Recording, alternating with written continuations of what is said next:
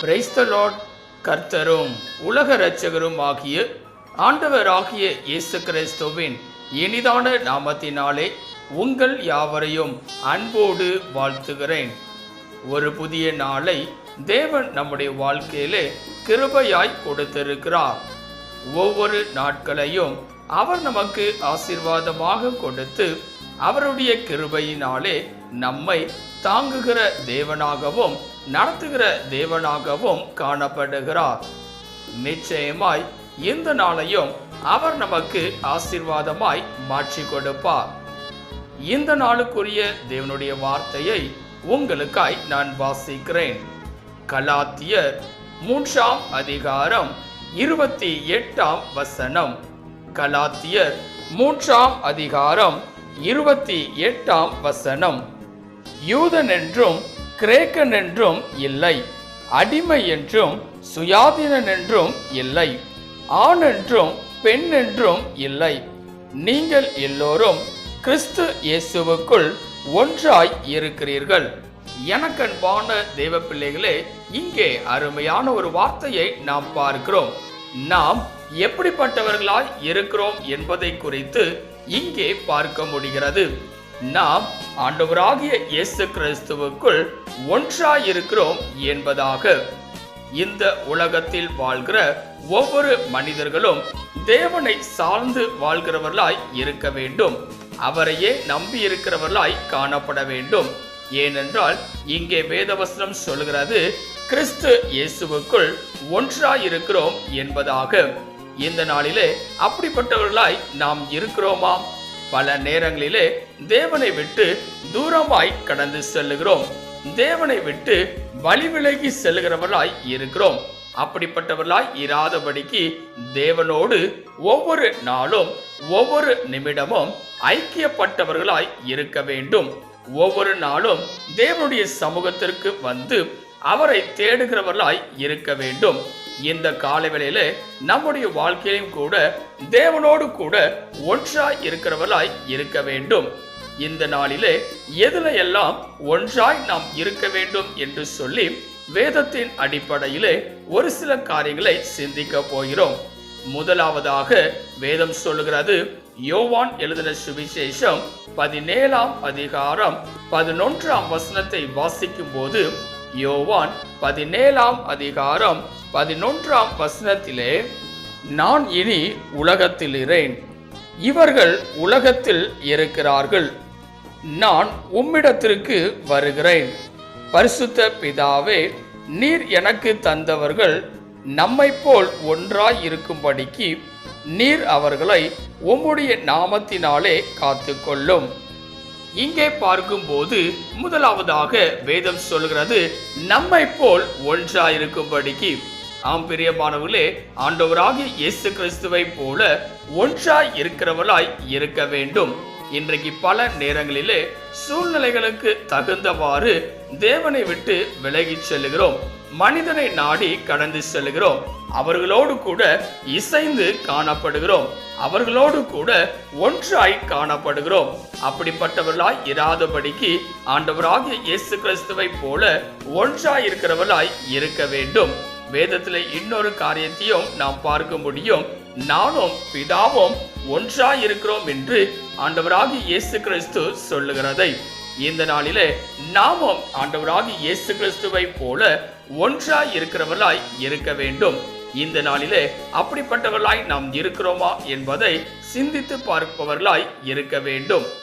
இரண்டாவதாக எதிலே ஒன்றாய் இருக்கிறவர்களாய் இருக்க வேண்டும் என்று சொல்லி பார்க்கும்போது வேதம் சொல்கிறது, யோவான் எழுதின சுவிசேஷம் 17ஆம் அதிகாரம் 21ஆம் வசனத்தை வாசிக்கும் போது, யோவான் 17ஆம் அதிகாரம் 21ஆம் வசனத்திலே, அவர்கள் எல்லோரும் ஒன்றாய் இருக்கவும் பிதாவே, நீர் என்னை அனுப்பினதை உலகம் விசுவாசிக்கிறதற்காக நீர் என்னிலேயும் நான் உம்மிலேயும் இருக்கிறது போல அவர்கள் எல்லோரும் நம்மில் ஒன்றாய் இருக்கவும் வேண்டிக் கொள்ளுகிறேன். இங்கே பார்க்கும்போது இரண்டாவதாக வேதம் அழகாய் சொல்லுகிறது, அவரில் ஒன்றாய் இருக்க வேண்டும். ஆம் பிரியமானவர்களே, முதலாவதாய் நாம் பார்க்கிறோம், கிறிஸ்துவை போல ஒன்றாய் இருக்க வேண்டும். இங்கே இரண்டாவதாக கிறிஸ்துவில் ஒன்றாய் இருப்பவர்களாய் காணப்பட வேண்டும். எப்பொழுதும் தேவனோடு நம்முடைய கரத்தை இணைத்து கொண்டவர்களாக தேவனோடு இசைந்து காணப்படுகிறவர்களாய் இருக்க வேண்டும். எந்த காரியத்தை எடுத்துக்கொண்டாலும் ஆண்டவராகிய இயேசு கிறிஸ்துவை சார்ந்து எல்லாவற்றையும் செய்கிறவர்களாய் இருக்க வேண்டும். அவரில் ஒன்றாய் நாம் காணப்பட வேண்டும். இன்றைக்கு வேற்றுமை இல்லாதபடிக்கு ஆண்டவராகிய இயேசு கிறிஸ்துவில் ஒன்றாய் இருப்பவர்களாய் இருக்க வேண்டும். ஆம் பிரியமானவர்களே, இங்கே வேத வசனம் அழகாய் சொல்லுகிறது, நீங்களும் நானும் ஒன்றாய் இருக்கிறது போல கிறிஸ்துவில் ஒன்றாய் இருப்பவர்களாய் இருக்க வேண்டும். இந்த காலவேளையிலே இரண்டாவதாக கிறிஸ்துவில் ஒன்றாய் இருப்பவர்களாய் காணப்பட வேண்டும்.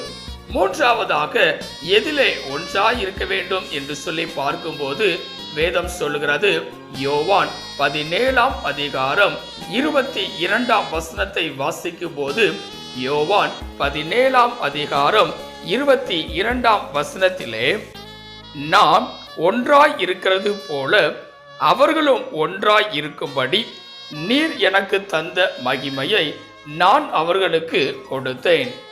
இங்கே பார்க்கும்போது மூன்றாவதாக வேதம் சொல்லுகிறது, கிறிஸ்துவுக்காக ஒன்றாய் இருப்பவர்களாய் இருக்க வேண்டும். ஆம் பிரியமானவர்களே, 3 காரியங்களை இங்கே பார்க்கிறோம். முதலாவதாக கிறிஸ்துவை போல ஒன்றாய் இருக்க வேண்டும். இரண்டாவதாக கிறிஸ்துவில் ஒன்றாய் இருக்க வேண்டும். மூன்றாவதாக இங்கே பார்க்கும்போது கிறிஸ்துவுக்காக ஒன்றாய் இருப்பவர்களாய் இருக்க வேண்டும். தேவனுக்காக எதையும் செய்ய நாம் ஆயத்தம் உள்ளவர்களாய் இருக்க வேண்டும். ஏனென்றால் ஆண்டவராகிய இயேசு கிறிஸ்து நமக்காக தம்முடைய விலையேற பெற்றதான இரத்தத்தை சிந்தி நமக்காய் மரித்தவராய் இருக்கிறார். நமக்காய் உயிர்த்தெழுந்த தேவனாய் இருக்கிறார். இந்த நாளிலே அவரோடு கூட ஒன்றாய் இருக்கிறவர்களாய் இருக்க வேண்டும். அவருக்காக நாம் எந்த காரியத்தையும் செய்வதற்கு தயங்காதபடி இருப்பவர்களாய் காணப்பட வேண்டும். வேதத்திலே அநேக தேவ பிள்ளைகள் ஆண்டவராகிய இயேசு கிறிஸ்துவுக்காக நின்றவர்களாய் இருக்கிறார்கள். இன்றைக்கு நம்முடைய வாழ்க்கையிலும் கூட தேவனுக்காக நிற்பவர்களாய் இருக்க வேண்டும். இந்த உலக சூழ்நிலையானது நம்மை ஒதுக்குகிறதாய் இருக்கலாம், நம்மை வெறுக்கிறதாக இருக்கலாம், நம்மை விழத்தட்டுகிறதாய் இருக்கலாம். ஆனால் எப்பேற்பட்ட சூழ்நிலைகள் காணப்பட்டாலும் தேவனை மறுதலிக்காதபடிக்கு தேவனுக்காக ஒன்றாய் இருப்பவர்களாய் இருக்க வேண்டும். இந்த காலவேளையிலே இதை கேட்டுக்கொண்டிருக்கிற எனக்கன்பான தேவ பிள்ளைகளே, இந்த நாளிலே ஒன்றாய் இருக்க வேண்டும் என்று சொல்லி சிந்தித்து பார்த்திருக்கிறோம். முதலாவதாக இயேசு கிறிஸ்துவை போல ஒன்றாய் இருப்பவர்களாய் இருக்க வேண்டும். இரண்டாவதாக கிறிஸ்துவில் ஒன்றாய் இருப்பவர்களாய் இருக்க வேண்டும். மூன்றாவதாக கிறிஸ்துவுக்காக ஒன்றாய் இருப்பவர்களாய் இருக்க வேண்டும். இவைகளை செய்யும் போது தேவன் நம்மோடு கூட இருந்து நம்மை ஆசீர்வதிக்க வல்லமையுள்ளவராய் இருக்கிறார். தேவனுடைய கரத்திலே உங்களை அர்ப்பணிப்பீர்களா? ஜெபிக்கலாம். கிருபையும் இரக்கமும் நிறைந்த எங்கள் அன்பின் பிதாவே, இந்த ஆசீர்வதிக்கப்பட்டதான நல்ல காலை வேளைக்காய் நன்றியோடு உம்மை துதிக்கிறோம், உம்மை ஸ்தோத்திரிக்கிறோம். ஒன்றாய் இருக்க வேண்டும் என்று சொல்லி இந்த நாளிலே நீர் எங்களுக்கு கற்றுக் கொடுத்திருக்கிறீர். இந்த கால வேளையில இதை கேட்டுக்கொண்டிருக்கிற, இதை பார்த்து கொண்டிருக்கிற ஒவ்வொரு பிள்ளைகளும் உமக்குள் கட்டப்பட்டவர்களாக, உமக்குள் ஒன்றாய் இருப்பவர்களாய் காணப்பட நீர் கிருபை தருவீராக. நீரே பெரிய காரியங்களை செய்வீராக. நீர் மாத்திரம் மகிமைப்படுவீராக. இயேசுவின் நாமத்தில் ஜெபிக்கிறோம் எங்கள் ஜீவனுள்ள நல்ல பிதாவே, ஆமென். கர்த்தர் தாமே இந்த வார்த்தையின் மூலமாய் உங்களை ஆசீர்வதித்து அவருக்குள் ஒன்றாய் இருக்கும்போது நிறைவான ஆசீர்வாதத்தை தருகிற தேவனாய் அவர் காணப்படுவாராக. ஆமென். God bless you.